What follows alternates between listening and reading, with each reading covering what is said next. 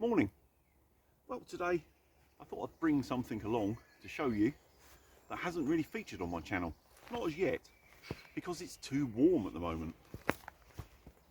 And that's the British Army medium weight bag, the current one they're using at the moment. It's part of a modular system. I've only got the medium bag and the liner, but to be honest, it's all I need for my local conditions. That's uncompressed. I thought I would show that just to give you some sort of idea of scale. You can come down to about so size. It's probably no worse than any other synthetic winter civilian bag, really. It compresses okay. Weight wise, I think as this stands, it's about 2.5 kilos, but that is because it's not the standard one, it's the long one, so it's a bit bigger. And also I've got the military liner in it as well, which obviously all adds to weight and the amount you can compress. The standard bag alone, I think, is around the 2 kilo mark, maybe a fraction over. So again, quite comparable to a synthetic civilian bag, weight and size. I'll get him out and we'll have a look.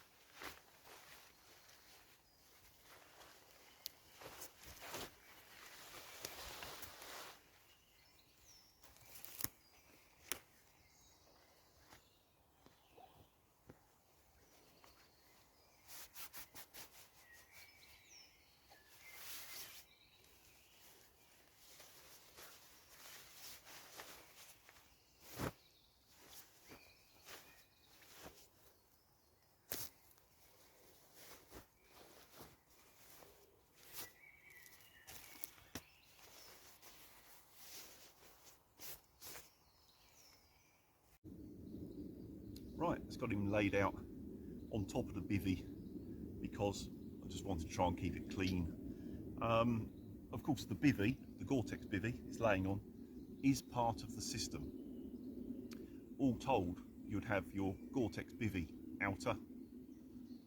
This would be obviously inside.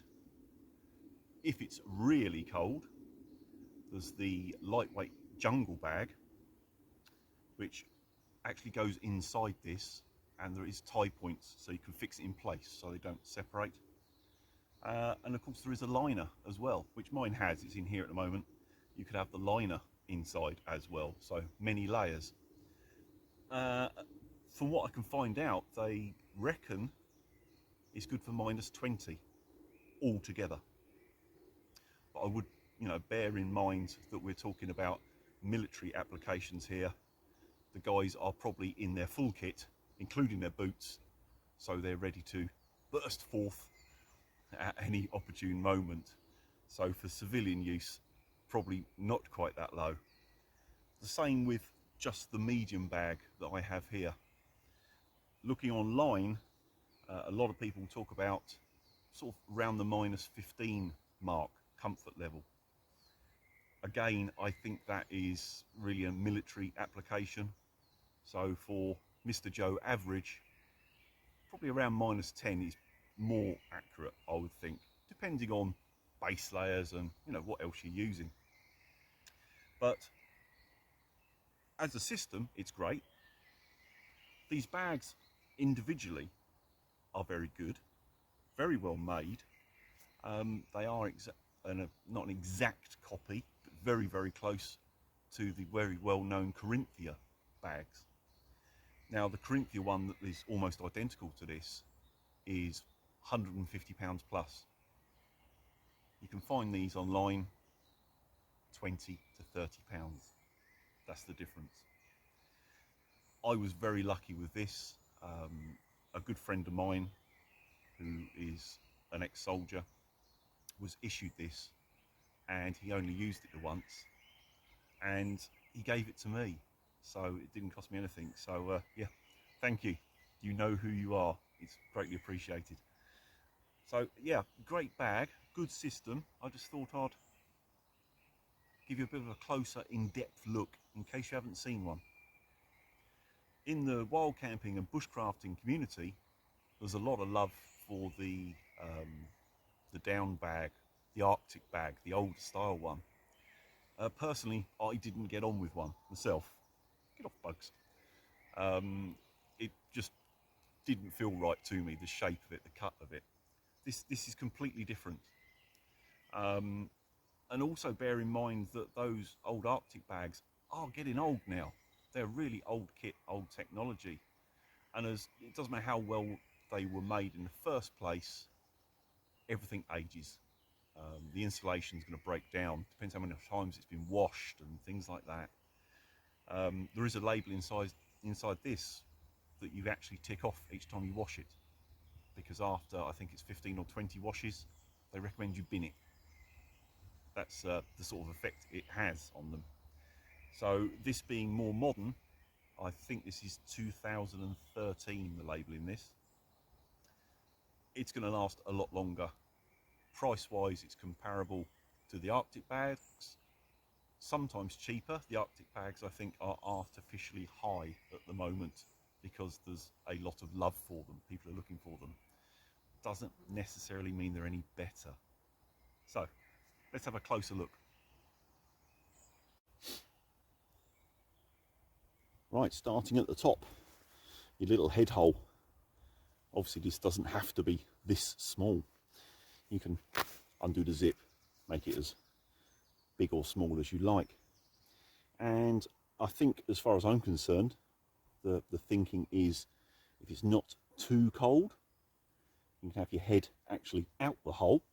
So this is around you like a collar. You could of course stuff something in the top there like a jacket, make this bit into a pillow. If it's very cold, get your head inside, zipping right up. This is just around your face like a breathing hole for the maximum amount of heat.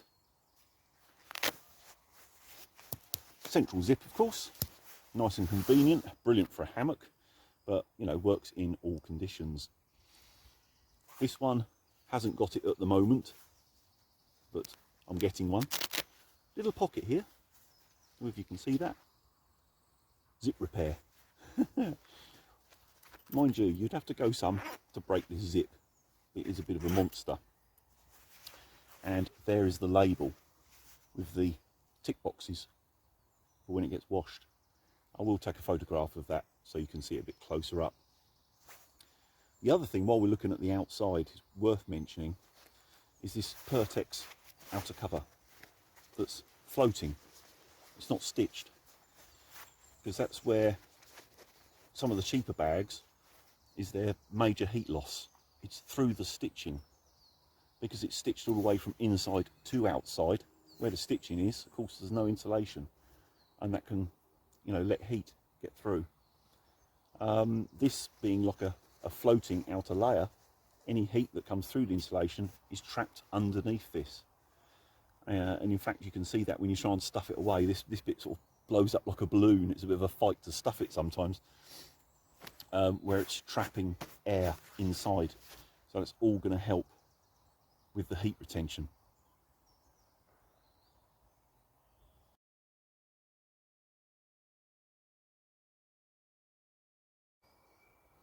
Right, well that's him unzipped.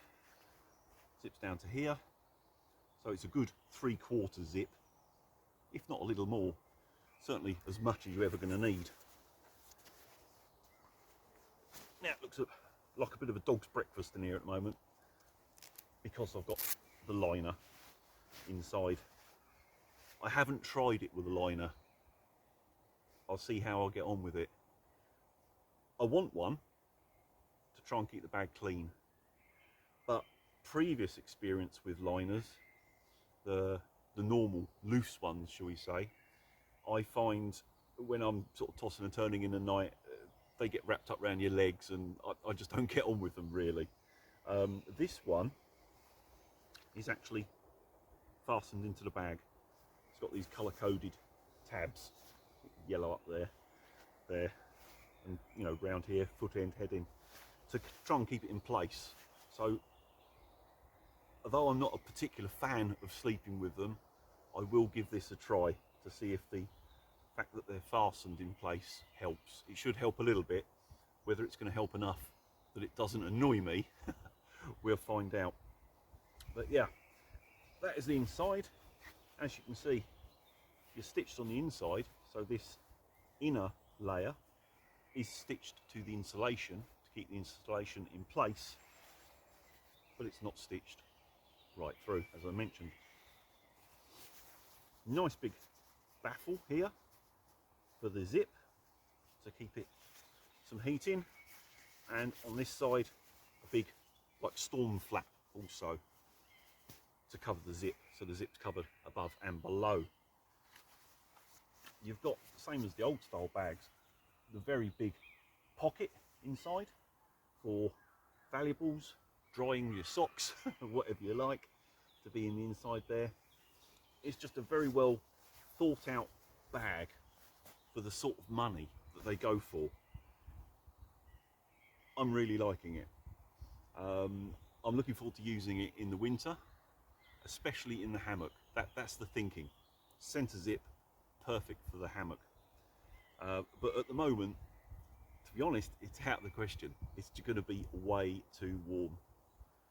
I suppose on a chilly-ish night, I could just use it completely unzipped and just, you know, pull it up round me. But I don't know. I might try that soon. But really, it's going to be too warm. For me, at the moment, the liner is the only question. It might be a case of using it one night and then this definitely will come out. I'll see how I get on. But yeah, the medium weight current British Army bag, I think it's really good. I think it's excellent value. You know, if you can get a nearly new one, or even an unissued one if you're lucky, around that £20 to £30 mark, that's going to take some beating for features and how warm it's going to be. Certainly plenty warm enough for the UK climate. Most places speak of this alone as a 3-season, relevant to where you are, of course. For me, on the south coast, this is really 4-season. With my rough estimation of probably -10, we never get -10. That's going to be more than enough. And then, of course, 9 times out of 10, I'll be using it in the bivvy. The bivvy is another layer of insulation, will make you that bit warmer again. It should be absolutely fine. So yeah, in conclusion, well thought out, well built, cheap, not stupid size or weight compared with ordinary synthetic civilian bags. I think it's a winner, and I'm quite excited to use it. There we go. That's my overview of the current British Army medium weight bag, part of the overall system. At some point I might even gather the jungle bag, try them all together.